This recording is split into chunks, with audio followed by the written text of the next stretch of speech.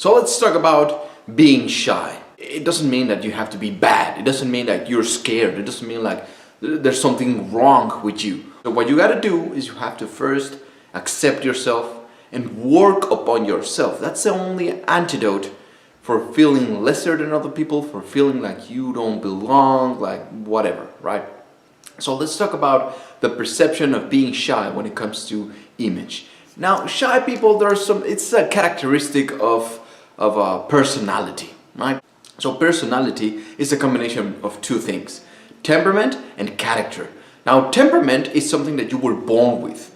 Temperament is literally inside your DNA. Now, the character is something that you develop over time. This is what you develop over certain experiences, over certain things that you see, places that you visit, people that you interact with, where you were born. All of these will build up your character. So in together, in a combination, temperament and character creates your personality.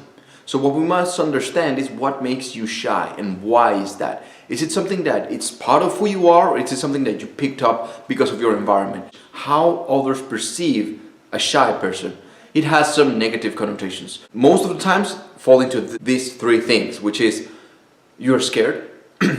The second one is that insecure, and then the other one is that you're boring. So you don't want to be known with these characteristics. If you're in business and if you want to get a new girlfriend, a new boyfriend, you don't want to be known because you're scared.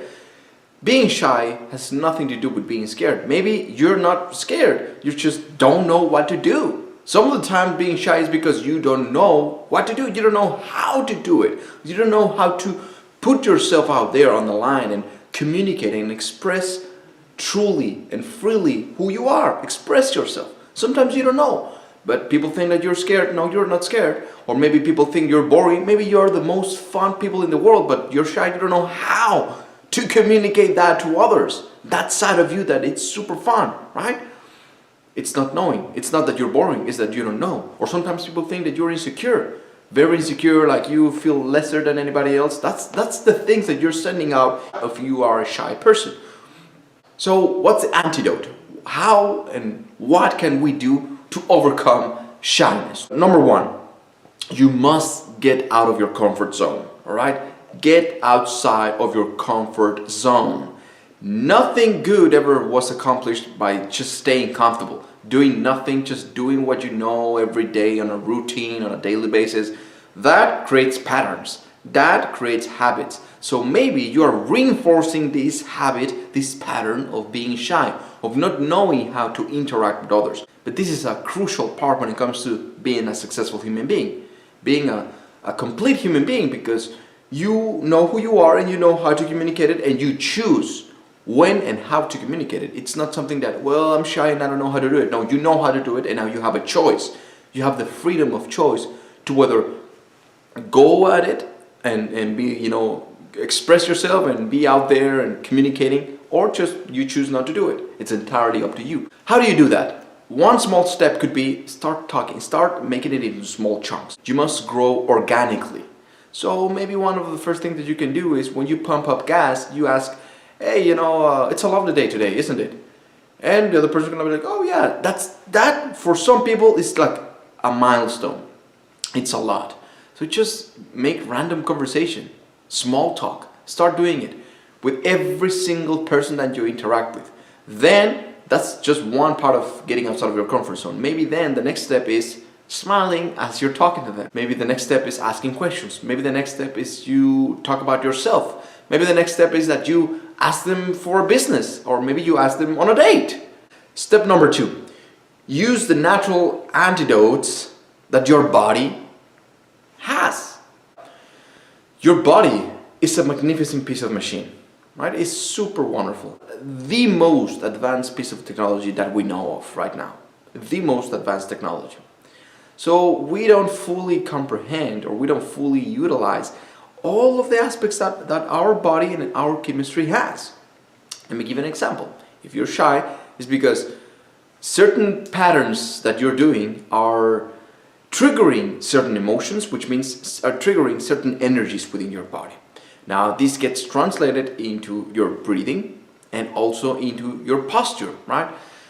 Think about it. Every time you see a shy person, you can immediately or almost immediately, if you really know how to read people, you can identify them pretty quickly because their shoulders are a little bit strong, anxiety kicks in and you're like, oh, and you start breathing very, you start panting, you start breathing very hard and whatnot. So what you must understand is breathing. If you learn about breath, then it's almost like automatically it will become an antidote for anxiety. You'll feel more relaxed, you will feel more focused, and it'll be a natural, in quotes, antidote that you already have within yourself.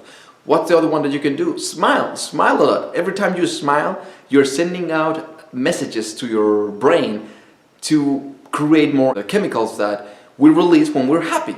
You're telling to your brain like, hey, we're happy, even though nothing has happened, or even though we're just talking to some random person that we don't even know.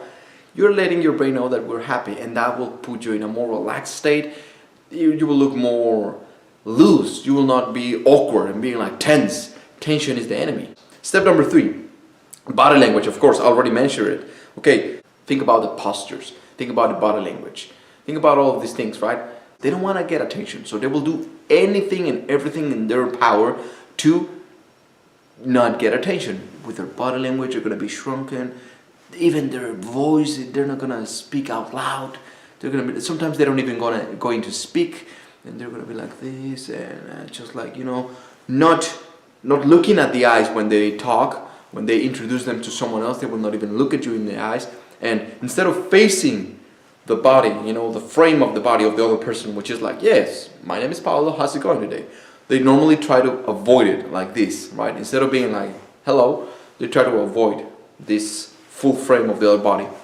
So they're like that, and they avoid contact. Their face goes down. So these are some things that if you catch them before you do them, you will understand that it's an antidote. Because you must realize that when you're doing that, for every position, every posture that you're doing that makes you feel less, there's the opposite. That will make you, empower you more, and that will make you feel better, more relaxed, and own yourself, feel more comfortable within your own skin, and own the room. And people will have no other choice but to be like, whoa, who's this guy? Who's this girl? I gotta talk to him. See, he or she seems so interesting. Step number 4, what you put on, the meaning behind it, the psychological impact of it, the physical impact of it. It's with the colors, with the textures, with the cloth, the fabric that you're using, the fit of it, the proportion, all of that has a lot to do with your psyche as well, of your personality. It's a part of who you are.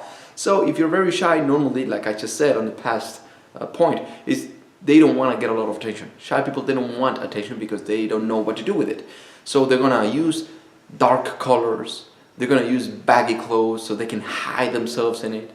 That's, if you wanna step outside of that, which ties into the first step, get outside of your comfort zone, start wearing different colors. Not only that, it's not only that you're going to get the attention, but also it works both ways. You're communicating to your audience that you own, you know what you're doing. Not only that, you put it on and it's like there's a frequency attached to that outfit. Let's say you put on a suit. If you're a man, you put on a suit, beautiful suit and a power tie, and all of a sudden you stand up differently, you feel differently because you look at yourself in a different way. You start believing it. You start like, whoa, I'm a businessman. I deserve this. Your self-worth increases, your self-esteem increases. You get to see it, and it's like, whoa, all of a sudden it becomes true. Not only that, but when you actually interact with others and you get these responses, it's like, whoa, it reinforces that idea that yes, you own it. So the science and the power behind fashion and your clothes, it's super important. Your inner dialogue. For the most part, shy people, they're all inside of their own brain, inside of their own heads. So that inner dialogue, it's that little voice that we all have that sometimes prevents us from doing things. Like, you want to talk to a beautiful woman, you want to talk to some person, you want to create a new business from a random person that is walking around, or you just want to say something, right? But that little voice comes in and you're like, no, don't do it. You're going to get destroyed. She will make you feel bad, or he will not buy your products. Don't do it. It's like he's trying, or that little voice is trying to protect us. But if you don't know how to control it, it will become your worst enemy. It will trap you into this idea that you're shy, that's who you are, and you're just going to be like that. And there's no worse feeling than regret. How do you know if it's going to work or not unless you actually do it? You have to do it. You have to break the pattern. The first step is always the most difficult one. Once you take that first step, then it will come natural to you. Organically, you will start improving more and more and more. So that's why you want to do it into small chunks, because the first step is always the hard one, but then once you're in it, you're gonna want to do it again and again, and then you will start doing like, oh well, what happens if I do it in this way? And now what happens? And it becomes almost like fun. So don't be too much into your inner head, into your inner dialogue, but rather put it out there. Talk to other people. Put yourself out there, and don't care. I mean, don't be attached to the outcome, whether they like you or they don't like you.